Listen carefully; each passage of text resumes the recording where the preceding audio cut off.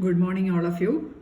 Our next session or the next half of this new frontiers in organic chemistry, that is the green chemistry. Okay. So, what do you mean by this green chemistry? It is an eco-friendly chemistry, or we can say that it is a sustainable chemistry. Sustainable chemistry. Green chemistry. It is a sustainable chemistry. See, in chemistry we are using, in our lab we are using so many chemicals, isn't it? And also we are using so many reagents, and there will be the reactions will be going on, and so many products will be formed there. And these products, after our reaction, after our need, what happens? It will be going directly to our earth surface, isn't it? It will be going to the soil. And also all these substances, they are highly poisonous. Sometimes some of them are highly hazardous to our well-being for living organisms, for all the living organisms, especially the bacteria and viruses which are present in the soil. And also it will be remaining there in the soil for so long time, isn't it? So it's our duty to reduce the use of chemicals in our experiments or in our practicals. That is why we are practicing this semi-micro analysis instead of having a large test tubes of 20 ml or boiling tubes or so. Okay, now we are using test tubes of 5 ml or 10 ml, so that that much reagents we will be taking for that particular reaction, for a particular reaction, isn't it? And also see, while we are using this, while we are doing this chemical reactions, what happens? Major byproducts, some of them are having byproducts are there, isn't it? And also the byproducts, sometimes they might be gases, that is carbon dioxide, etc. Some gases will be formed, and sometimes it will be in the form of solids, or sometimes it will be liquids, isn't it? And also these gases are also they are reaching our atmosphere, and also it is harmful or it is hazardous to our environment. So it's our duty to reduce the use of chemicals while we are doing practical experiments, isn't it? Practicals. And also that is why now we are using, in our labs we are using this small bottles, isn't it? Small reagent bottles, small test tubes, or we can say that we are using semi-micro analysis, isn't it? You had studied the semi-micro analysis in detail in your semester 2 classes, isn't it? So that part, it is related to green chemistry or sustainable chemistry. Okay, so this green chemistry means we have to do the chemicals, or we have to do the chemical experiments or the practicals in an eco-friendly manner. Okay, so that we have to follow so many principles for doing this chemical reactions in our lab based on this eco-friendly manner. Okay, so let us start with this green chemistry. We can say that it is a sustainable chemistry. And also this green chemistry, this area of chemistry, it will be focusing on the designs of products and process. It will be focusing on the designs of products and process that minimize or eliminate. Okay, these reactions will be helping to minimize or eliminate. Both are in a green manner, isn't it? It will be helping to minimize or eliminate the use and generation of the hazardous substances. So that is the peculiarity of this green chemistry. So green chemistry, it is a branch of chemistry or it is the area of chemistry which focuses on the designing of products and processes that will be minimizing or it can eliminate. It can either minimize or it can eliminate the use of harmful chemicals or the hazardous chemicals. Okay. So this environmental chemistry, normally it will be focusing on the pollution due to chemicals on nature. And also we have to go through some of the principles of green chemistry, and it is very important. It is a university asked question, principles of green chemistry. So there are 12 basic principles of green chemistry. Principles of green chemistry, there are 12 basic principles of green chemistry. That is, by using these 12 principles or by applying these 12 basic principles, we can somehow eliminate or minimize the use of chemicals. Okay, so these are 12 different steps to take to do this chemical reactions in a systematic manner, or in a green manner. Okay, in your library you can see some of the projects related to this green synthesis. Green synthesis using some that is, we are minimizing the use of chemicals in our project work. Sometimes we are minimizing the use of chemicals. Okay, so that minimizing minimizing or eliminating the use of chemicals, or it is not eliminating, we are just minimizing the use of chemicals. And also that synthesis, we can call it as a green synthesis. Normally many of my projects in the last 2 years, 2 or 3 years, it is based on this green synthesis. I had done only a single topic on coordination chemistry. The all other topics are green synthesis, and mainly I am focusing on that area itself, green synthesis. We had done some of the project works, that is using aloe vera, then using curcumin, then using moringa leaf, then coriander leaf, etc. So many project works are there in your library regarding this green synthesis. Okay, so now we can go through the principles of green chemistry, and the main exponents of this green chemistry are Paul Anastas, two scientists named Paul Anastas, Paulnastas, Paul Anastas, and John C. Warner. Both of them has published a guideline for this green synthesis in the year 1998. Okay, and also the 12 principles of this green chemistry are: the first one, that is the prevention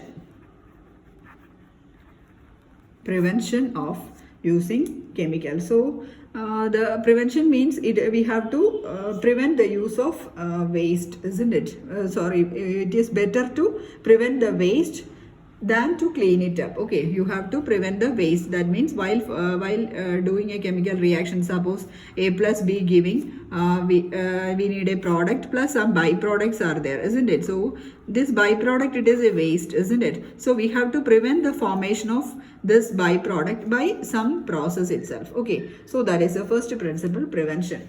So it is better to prevent the formation of a waste rather than clean it up. That is the first principle. Then second one, that is atom economy. Atom economy you have to study in detail. That is the next session, atom economy. That means suppose two reactants are there, A plus B giving products. Okay, so here for these two reactants, let the weight of these two reactants, this total of the sum of the weight of these two reactants, let it be X. Okay, and here let the products, the weight of the products, let it be X. Okay, so we can say that the complete reactants, or A plus B, will be combining completely to form the products. That means nothing of this reagents, it is not wasted at all, isn't it? The complete reactants, that means both of the reactants will be combined completely to form the products. There is no byproduct, so we can say that this particular reaction is having it is 100% economical. Okay, both of the reactants will be completely converted into products. No waste is there. So that is what we call as the atom economy.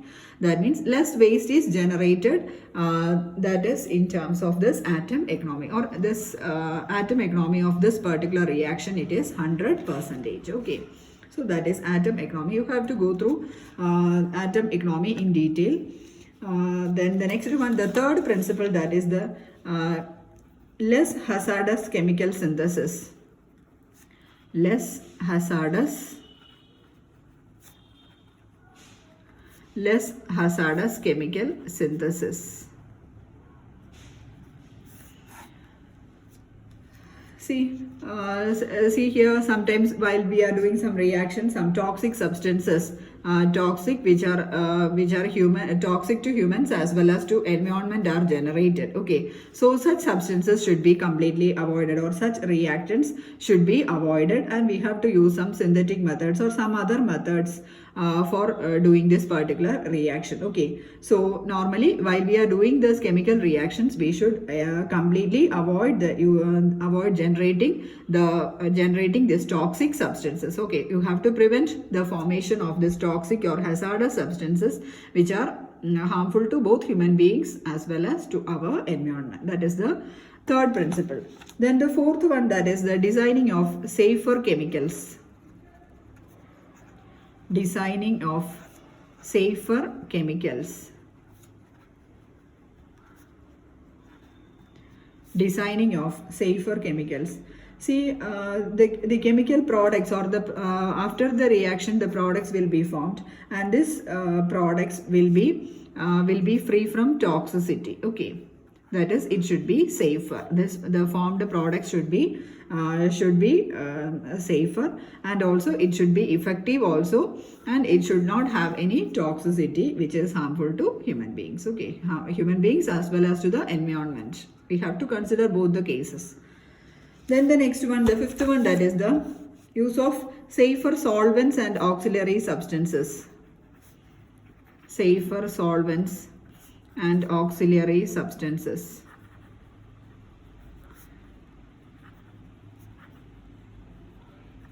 Safer solvents and auxiliary substances. See, normally we are using several solvents, isn't it? Mainly we are using it in organic chemistry. See, in organic chemistry, sometimes organic chemistry as well as in physical itself, we are using this carbon tetrachloride, then benzene, then toluene, etc. So this carbon tetrachloride, etc., it is very harmful, and also we can say that it is carcinogenic. That means it will be leading to cancer.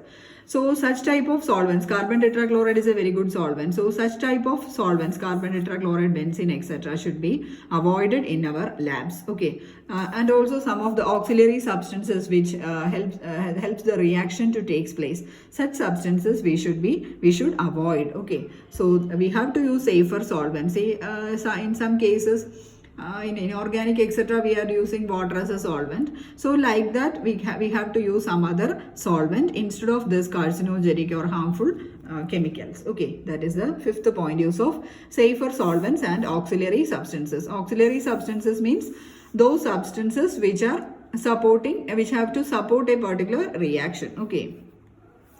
Then the next one, the sixth one, that is the design for energy efficiency.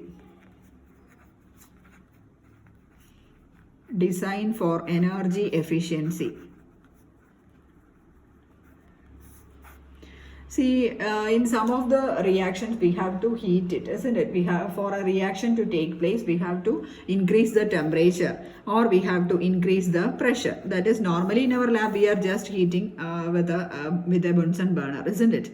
But in the case of industries, etc., for large scale manufacture, they will be using very high temperature, that is a temperature of about 1000 degrees Celsius, and also they will be using a very high pressure also, isn't it?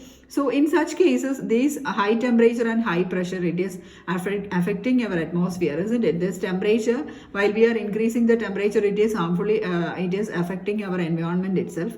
So we have to design some other methods for this instead of this high temperature and high pressure. Okay, that means some other methods or some different methods should be tried in order to maintain an ambient temperature and pressure. So normally the reactions, according to this green chemistry, an ambient temperature and pressure should be used for a chemical reaction.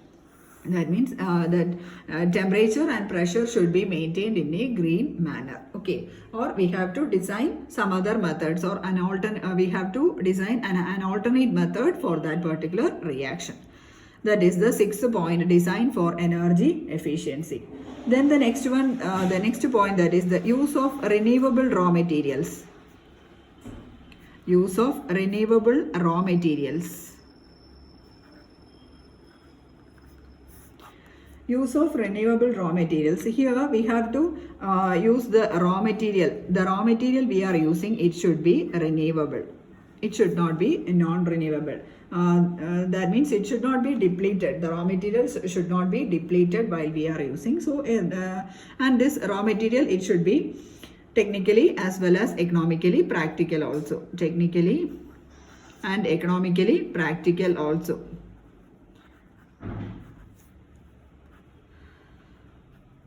The use of this, by using this raw material, we can use it. It should be technically supportive as well as economically supportive as well. Okay, so the use of renewable raw materials is another important principle, or the 7th principle of green chemistry. Then the next one, the 8th one, that is the reduction in derivatives, or we have to reduce the derivatives. We have to reduce the derivatives. See, sometimes we are using some unnecessary derivation. Unnecessary derivation means, see, in the case of amino group, see, in compounds, organic compounds having amino group, for some other reaction to take place, that is for bromination or for orthobromination or parabromination, sometimes we have to protect this amino group, isn't it? So for protecting this amino group, we have to acetylate it first of all. That means we have to add CH3COCl, so that this chlorine and hydrogen from this amino group, it will be eliminated as minus HCl, and here we will be having C6H5,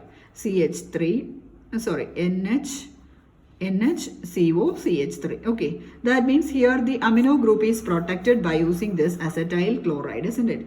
Then after that, we have to continue the reaction, whether it is a bromination reaction or some other reaction. Okay, then so here this particular step, it is a wastage of chemical, isn't it? This acetyl chloride is added there, then one molecule of HCl is eliminated, then this amino group is protected, and after the desired product is formed, what happens? We have to again convert this as NHCOCH3 group to NH2. Okay, again further wastage of chemicals is there. So this is an example. So such type of unnecessary derivations should be avoided by another alternate method. So this temporary modifications or the group protection. So this is group protection, amino group protection is going on, isn't it? So this type of group protections, then temporary modifications, group protection or temporary modifications should be avoided according to this green chemistry. Okay, that is the 8th point. Then the next one, 9th point, that is catalysis. Catalysis means the process involving the use of catalyst for increase or decrease the rate of a reaction, and also the catalyst will not be undergoing any chemical change after the reaction is carried out. So in some cases, this catalytic reagents will support the reaction so much. Okay, catalyst will be supporting the reaction so much, and also one advantage of using catalyst is that it will not take part in the reaction, and the catalyst, it is retained, or the catalyst will be regenerated after the reaction. So it is an atom economical reaction. That means the catalyst is obtained back, isn't it? So that is another point to be involved, that is the use of catalyst. And also this type of catalytic reactions, it is superior to the stoichiometric reagents. Normally the use of catalyst, it will be superior to the stoichiometric reagents. Stoichiometric reagents means normal inorganic reagents. Okay, this will be supporting, the catalyst will be supporting more than while we are using a stoichiometric reagent. That is the 9th point. Then the next one, the 10th point.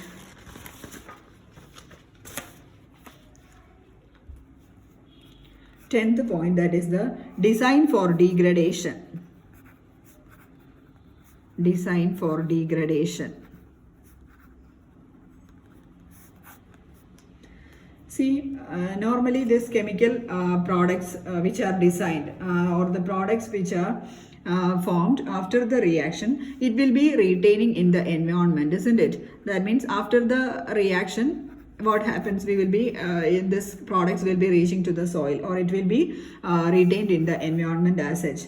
And here, according to this green chemistry, this products, it should be degraded after the chemical reaction. The products should be degraded and should be going to the soil or to the environment. So before reaching the soil, the product should be degraded or disintegrated properly or decomposed properly after reaching, or it should be break down properly before reaching the environment. Okay, so that is the 10th point, design for degradation. So the products should not be retained in the environment. So for that, the products should be properly degraded or properly disintegrated or decomposed, or it should be break down into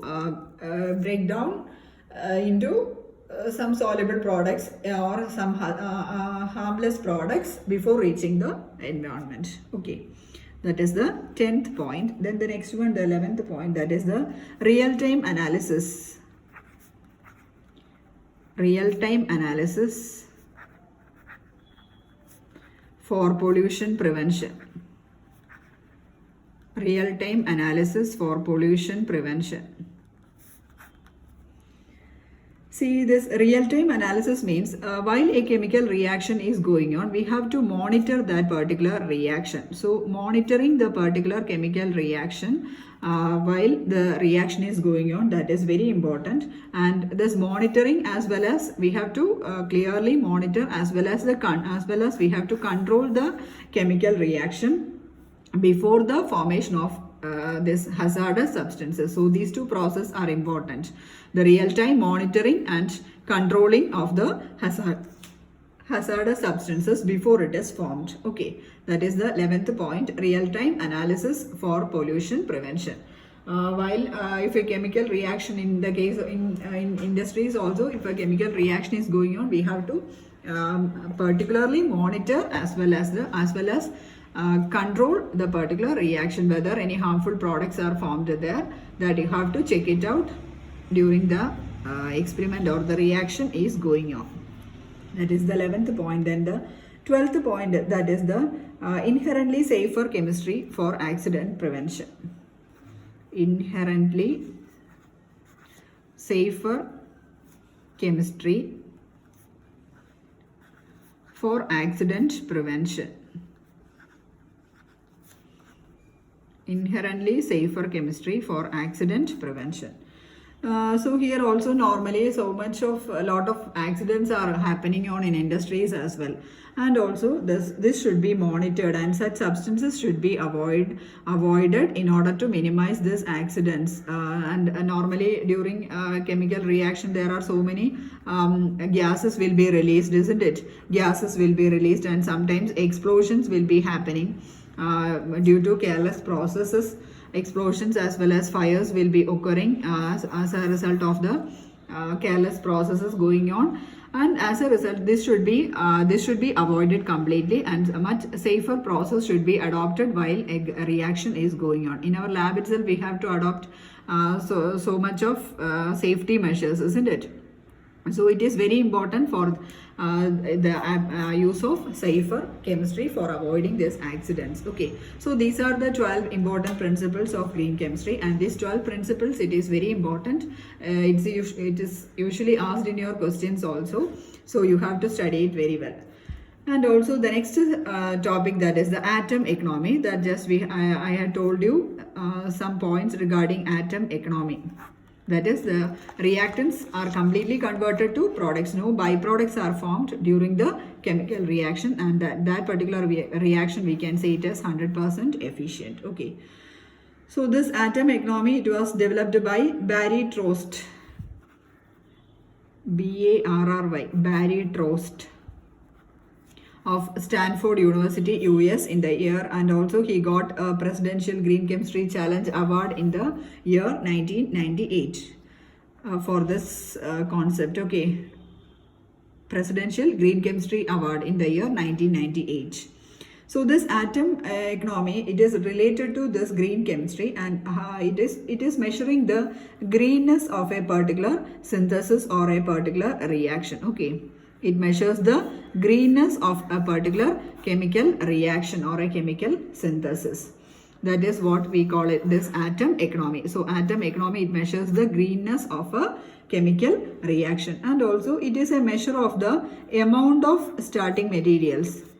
It's a measure of the amount of the starting materials. Amount of the starting materials means amount of the reactants used, and also it is the amount of starting materials that end up as the desired useful products. that end up as the desired useful products. Okay, that is the atom economy of a reaction. So atom economy, it is a measure of the amount of starting materials that end up as the desired useful products. And also see in some of the chemical reactions, some of them are atom economical. For example, N2 plus 3H2 formation of ammonia reversibly giving 2NH3. See here, the complete reactants are converted to products. See how many nitrogens? 2 nitrogen. Here also 2 nitrogen. How many hydrogens are there? 6 hydrogens. Here also 6 hydrogens. So this particular reaction, it is 100% atom economical. Okay. So this has got the maximum atom economy. So that means a single product is formed. The reactants are completely converted to ammonia. So the reaction, it is 100% atom economical. So this is one of the most economic reactions, synthesis of ammonia by Haber process. Then in your textbook, one more formula is given for calculating the atom economy. It is also very important. Atom economy. Atom economy, it is equal to formula weight of the desired useful product.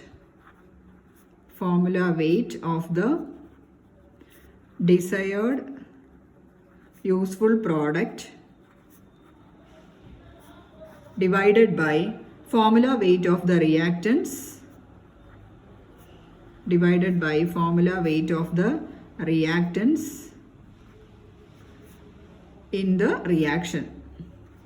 Formula weight of the reactants used in the reaction into 100%. That should be, the answer should be in percentage. Okay. So atom economy, it is the formula weight of the desired useful product divided by the formula weight of the reactants in the reaction into 100%. Okay. So that gives the atom economy of a particular reaction. So normally this atom economy, it is calculated usually, or it will be noted in some of the organic reactions, namely addition reaction, then rearrangement reactions, addition reaction, then rearrangement reaction, substitution, and also elimination reaction. Okay, so in these 4 categories, we have to calculate the atom economy. And also you have to go through one by one. Some examples are given in your textbook also for addition, for rearrangement, for substitution, and for elimination. One example each is given, I think. So then we have to go through the atom economy of each of these reactions. Okay. So first one we can see addition reaction. Atom economy of addition reaction. So addition reaction means it is the addition of any molecule to a double bonded compound or to an unsaturated compound, isn't it? So first of all, consider the addition of bromine. Addition of bromine to 1-butene. Addition of bromine to 1-butene. 1-butene. B-U-T-E-N-E. So 1-butene means it has got a double bond, and in the first position it is having a double bond, isn't it? So the compound will be CH2 double bond. But means 4 carbon atoms, isn't it? CH2 double bond CH, single bond CH2, single bond CH3. So 4 carbon atoms. For the first carbon it has got a double bond. So plus bromine. Just a simple addition, no need of explaining this particular reaction. So this bromine will be, one bromine atom will be going to the first carbon atom, and the second bromine will be going to the second carbon atom. Double bond is broken, isn't it? So the answer will be, or so the product will be CH2Br, single bond, CHBr, single bond, CH2, CH3. Okay. So this is the product formed. CH2, CH2Br, CHBr, CH2, CH3. So what is the name of this compound? This is 1,2. At the first carbon atom and the second carbon atom, 2 bromines are there. So the compound is 1,2-dibromobutane. 1,2-dibromobutane. See here, the reactants, both the reactants, that is 1-butene and bromine, it is completely converted to 1,2-dibromobutane. So the atom economy of this particular reaction, it is 100%. That is, no byproduct is formed. So the atom economy is 100%. The reactants are completely converted to products.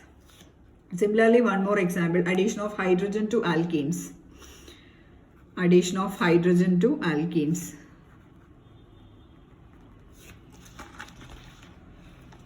Again, CH3, CH2, single bond CH, double bond CH2. Again, this is also one butene plus hydrogen. So the double bond will be broken, one of the bonds will be broken and hydrogen will be added across the two double bonds. Okay, so the product will be CH3, CH2. Again, here it becomes CH2, here it becomes CH3. Okay. So this compound, it is butane. So one butane, it is converted to butane. Here also, what about the atom economy? See, the reactants are completely converted to products. So again, the atom economy, it is 100%. Okay. Then the next category of reaction, that is the rearrangement reaction.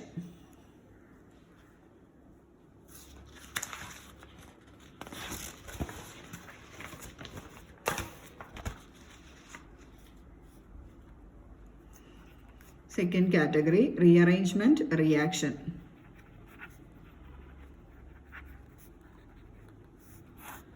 Rearrangement reaction. See, for rearrangement in your textbook, the example given, it is the Claisen rearrangement of allyl phenyl ether. Claisen rearrangement. This is a very important reaction in organic chemistry and you have to study it in MSc also, and also in your NET exam also it is asked. It's very important. Claisen rearrangement of allyl phenyl ether. So allyl phenyl ether, the structure, it will be like this. O, then here double bond. Okay. This is allyl phenyl ether. Allyl phenyl ether. See, one oxygen atom is attached. So this is the ether group. Okay.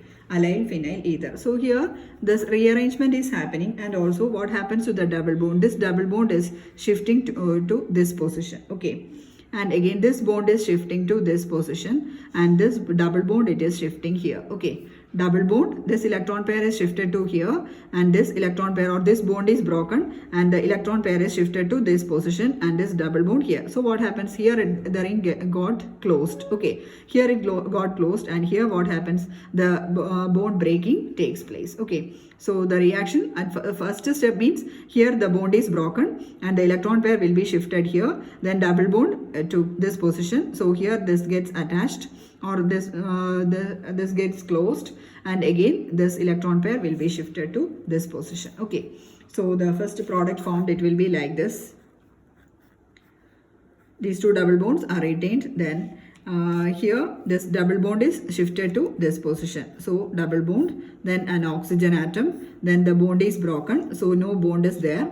Then again this electron pair is shifted to this position, so it gets attached, then one bond is there, this double bond.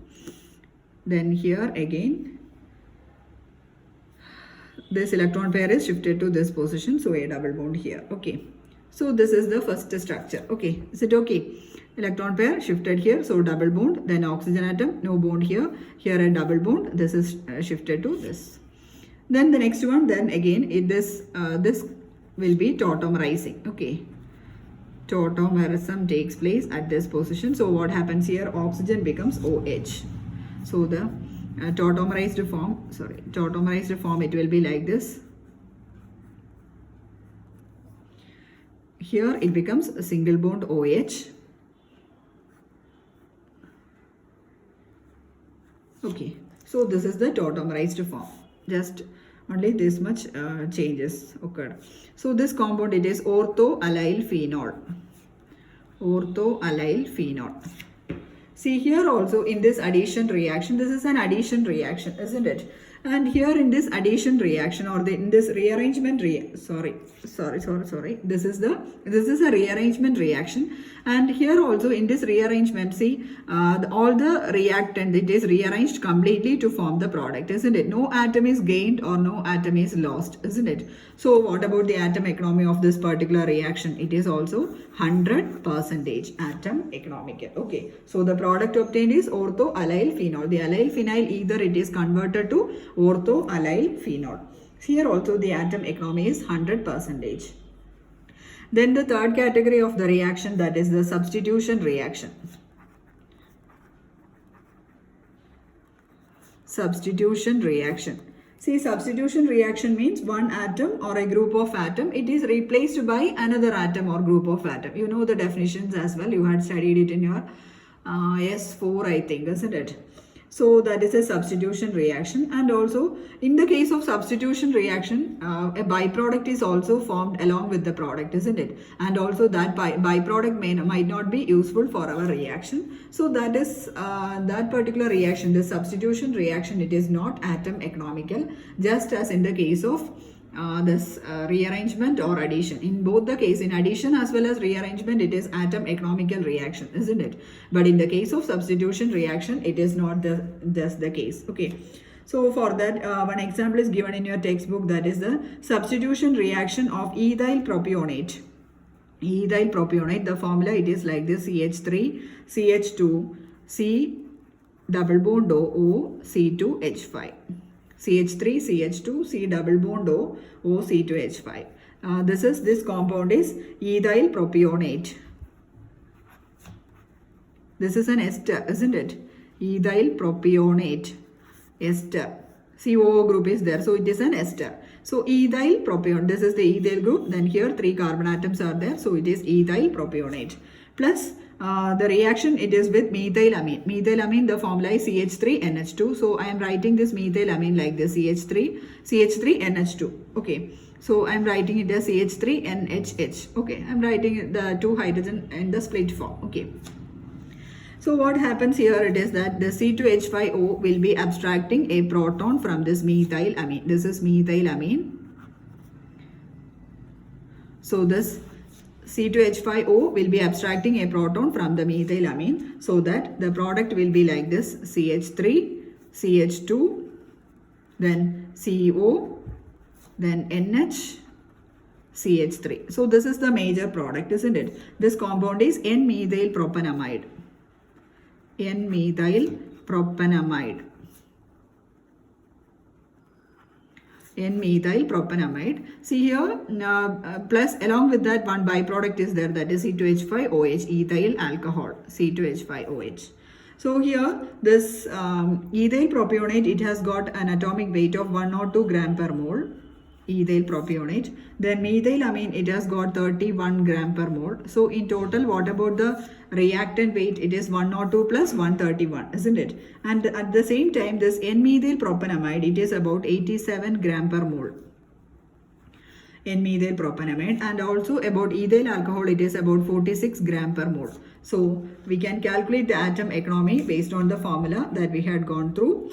That is atom economy, that is equal to atom economy means the amount of the amount of the products formed divided by the total amount of the reactants, isn't it? So here the amount of product formed, that is 87, isn't it? Amount of product or the atomic weight of the product is 87 divided by the amount of the reactants used up, that is 102 plus 31, that is 133 gram, isn't it?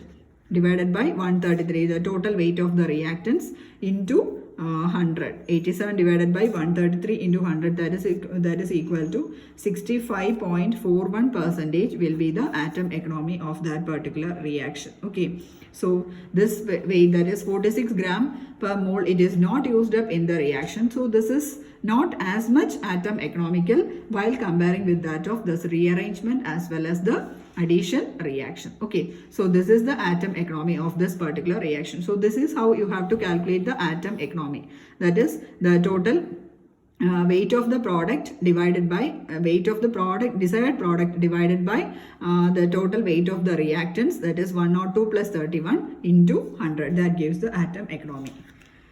Hope you are clear with this calculation of atom economy. Next, that is the elimination reaction, the fourth reaction, that is the elimination reaction.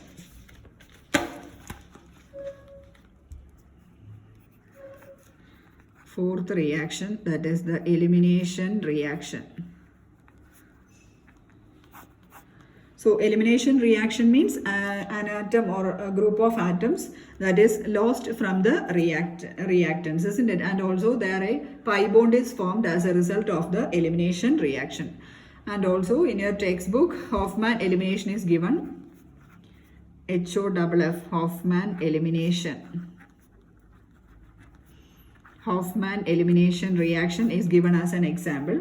Hoffman elimination means a quaternary ammonium compound is used for the elimination. Okay, so here we are using this particular compound CH3, CH2, single bond CH2, then N, CH3 thrice, N plus. This is a quaternary ammonium salt, isn't it? N plus CH3 thrice. CH3, CH2, CH2, N, CH3 thrice. In presence of an alkali, in presence of a strong alkali giving. So heat, here Hoffman elimination. Hoffman elimination. So here what happens is that this this point, that is CH3, CH, I am writing it as CH3, CHH. Okay.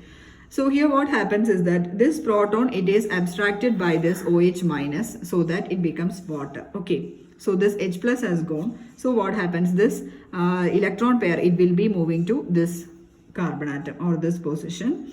And again, so here this electron pair will be shifted to this nitrogen atom. So this positive charge will be neutralized. Okay. So only this much electronic rearrangements are going on. This hydrogen will be abstracted by this OH minus as a proton. And again, the electron pair remaining there. Hydrogen will be moving as H plus. So the electron pair is remaining. The electron pair will be going to the next position, and there it becomes a double bond. Again, this single bond, it is moving to this electron pair, it will be moving to the nitrogen atom, and the charge will be neutralized. Okay. So we can write the product. So here it becomes hydrogen is removed. So the product will be CH3 single bond CH. This electron pair shifted to this position, so it becomes double bond CH2. Here the bond is gone to this nitrogen atom plus N CH3 thrice, okay, or CH3 thrice N. So this is the product obtained plus a molecule of water. This hydrogen will be abstracted by this OH minus. So here we have to go through the atomic weights of these compounds. So here the atomic weight of this quaternary ammonium salt is 102 gram per mole. Okay, 102 gram per mole. And again for OH minus it is about 17 gram per mole. Then for this propene, this is about 42 gram per mole. The atomic weight is 42 gram per mole. For this tertiary amine, the atomic weight is 59 gram per mole. And for water, it is 18 gram per mole. Okay. See here, the major product is this propene, and along with the two byproducts are also formed, isn't it? So we have to calculate the atom economy of this particular reaction. Atom economy, I am writing it as AE. You have to write it in the described form. So atom economy is equal to, see what about the amount of product or the weight of product, it is 42 gram per mole divided by the amount of the reactants, that is 102 plus 17. 102 plus 17 gives 119 gram per mole into 100. Okay, that gives the atom economy. So this will be equal to 35.29%. See the atom economy of this particular reaction. It is, there are so many undesired products are there, and also this leads to this wastage of the chemicals. Okay, so this is not recommended as a green synthesis or a chemical reaction which is coming under this green chemistry. It is not at all atom economical. Only 35% is formed as the desired final product. Okay, so that is another example, that is the elimination reaction. So in these four reactions, in these four organic reactions, we have gone through, that is the addition, then rearrangement, substitution, as well as the elimination reaction. Addition as well as rearrangement, it is atom economical. Then substitution, it has got some byproducts as well. Elimination also, it has got byproducts. Okay, so these two are cannot be considered as atom economical. Okay, so this is about the atom economy, and this is very important, atom economy and the 12 principles of green chemistry. It is a sure question for you, and you have to study it thoroughly. Okay, And next session we have to go through, that is the newer methods of synthesis, that is using microwave assisted organic synthesis. Okay, that is the use of microwaves in organic reactions for instead of a very high temperature, and also it is a greener method of chemical synthesis that we can see in our next session. Okay, thank you.